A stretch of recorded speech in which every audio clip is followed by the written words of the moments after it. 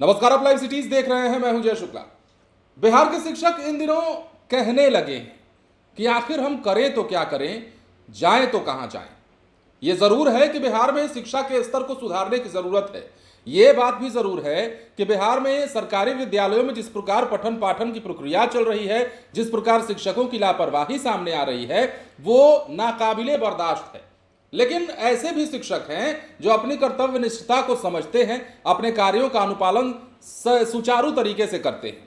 बावजूद इसके जब फरमान पर फरमान जारी किया जाता है तो ऐसे शिक्षकों में आक्रोश आ जाता है, गुस्सा आ जाता है।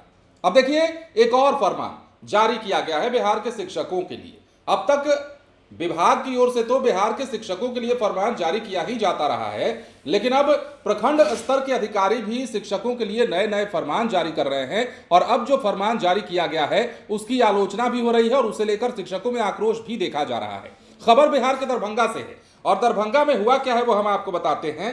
दरअसल प्राथमिक शिक्षकों पर अब विभाग के बाद प्रखंड स्तर के पदाधिकारी भी आदेश लागू करने लगे हैं। इसे लेकर एक नया विवाद भी आरंभ हो चुका है। हनुमान नगर के बीडीओ और सचिव प्रखंड कार्यक्रम क्रियान्वयन समिति ने कहा है कि शिक्षक इन करने के बाद अपना मोबाइल प्रधानाध्यापक के पास जमा कर देंगे। मतलब अगर शिक्षक विद्यालय जाते हैं तो अपनी हाजिरी लगाने के बाद अपना मोबाइल प्रिंसिपल को जमा करा देंगे। इतना ही नहीं, इसके बाद क्या कहा गया है, अवकाश के बाद लॉग आउट करते समय प्रधानाध्यापक उन्हें मोबाइल वापस करेंगे। शिक्षक विद्यालय आते समय अपने स्वजन को विद्यालय के प्रधानाध्यापक का नंबर उपलब्ध कराएंगे, जिससे कि विशेष परिस्थिति में स्वजन प्रधानाध्यापक के माध्यम से उन्हें किसी आवश्यक सूचना या घटना आदि से अवगत करा सकेंगे। स्पष्ट कहा गया है कि विद्यालयों के निरीक्षण के समय अगर किसी शिक्षक के पास मोबाइल बरामद हुआ तो अनुशासनात्मक कार्रवाई की जाएगी, दंडात्मक कार्रवाई की जाएगी। इतना ही नहीं, प्रिंसिपल्स को निर्देशित किया गया है कि स्कूल में आते ही लॉगिन करने के बाद सभी शिक्षकों से मोबाइल जमा करवा लिया जाए और आगे कोई शिक्षक अपना मोबाइल जमा नहीं करता है तो इसकी सूचना बीडीओ को अविलंब दी जाए। उन्होंने अपने आदेश में प्रखंड कार्यक्रम क्रियान्वयन समिति की विगत 22 मई की जो बैठक हुई थी उसका हवाला दिया, जिसमें सदस्यों ने शिकायत की थी कि शिक्षक कक्षा संचालन करते समय मोबाइल का उपयोग करते हैं। इस आदेश पर जिला परिषद सदस्य सुनीता यादव ने प्रतिक्रिया देते हुए कहा कि ऐसी तत्परता से सरकारी पदाधिकारी जनता की सेवा करते तो जिले की स्थिति में गुणवत्तापूर्ण सुधार हो पाता, लेकिन प्रारंभिक शिक्षक तो निरीह प्राणी हैं। उधर प्राथमिक शिक्षक संघ के प्रधान सचिव श्री नारायण मंडल ने बीडीओ के आदेश की तीखी आलोचना की है।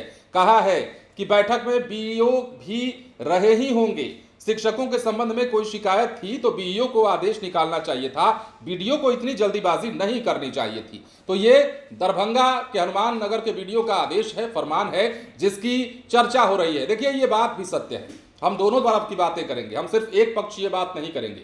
दूसरी बात यह भी है कि विद्यालय में जो ज्यादातर शिक्षक हैं वो जाने के बाद अपना मोबाइल लेकर टिपटिपाते जरूर नजर आ जाते हैं, अपना मोबाइल लेकर घंटों मिनटों बात करते हुए जरूर नजर आ जाते हैं। और यही कारण है कि विभाग की ओर से कई दफे इनके ऊपर कड़ाई की गई और इनके लिए फरमान जारी किया गया। लेकिन दरभंगा में जिस प्रकार बीडीओ ने आदेश जारी किया है, फरमान जारी किया है, उसके खिलाफ शिक्षकों में रोष है। हालांकि यह आदेश कितना वाजिब है ये हम नहीं बताएंगे, ये हम आप पर छोड़ते हैं, क्योंकि मोबाइल का इस्तेमाल तो देखिए जरूरी है, लेकिन प्रिंसिपल साहब को मोबाइल जमा करना है लॉगिन करते समय और लॉग आउट करते समय उनसे वापस लेना है। बीच में अगर कोई इमरजेंसी आपके लोगों को पड़ती है तो उस स्थिति में आपके लिए कानून बनाया, मतलब नियम बनाए गए हैं, आपसे बात करा दी जाएगी। लेकिन फिलहाल कितना सही और कितना गलत है ये हम आप पर छोड़ते हैं। क्या प्रिंसिपल्स को मोबाइल फोन जो है वो लेना चाहिए शिक्षकों से? फिलहाल ये आदेश दरभंगा में मीडिया रिपोर्ट के हवाले से हम आपको ये खबर बता रहे हैं। जागरण की रिपोर्ट में इसका जिक्र किया गया है और बताया गया है कि दरभंगा में ये फरमान जारी करने के बाद अब शिक्षकों में किस प्रकार आक्रोश है।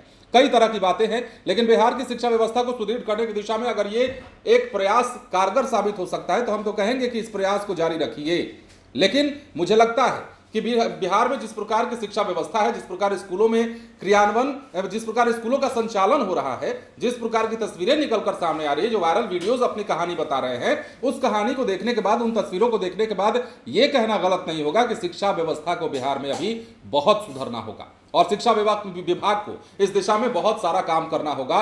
क्या करना होगा ये हम नहीं जानते हैं, लेकिन वो दौर जरूर लौटाना होगा जो के पाठक किया करते थे। और के पाठक के दौर में नाराजगी जरूर थी, लोगों में गुस्सा जरूर था, शिक्षकों पर नकेल जरूर कसा जा रहा था, लेकिन एक बात तो तय थी कि शिक्षा व्यवस्था और शिक्षकों की कड़ाई का असर था कि अब के पाठक ने जो कार्रवाइयां की उस कार्रवाई का असर दिखने लगा था। हालांकि अब भी कार्रवाई ये सिद्धार्थ करते हैं, लगातार मॉनिटरिंग करते हैं, खुद भी वीडियो कॉल कर लेते हैं, लेकिन बावजूद इसके बिहार के सरकारी विद्यालयों की स्थिति सुधर क्यों नहीं रही है, बड़ा सवाल है।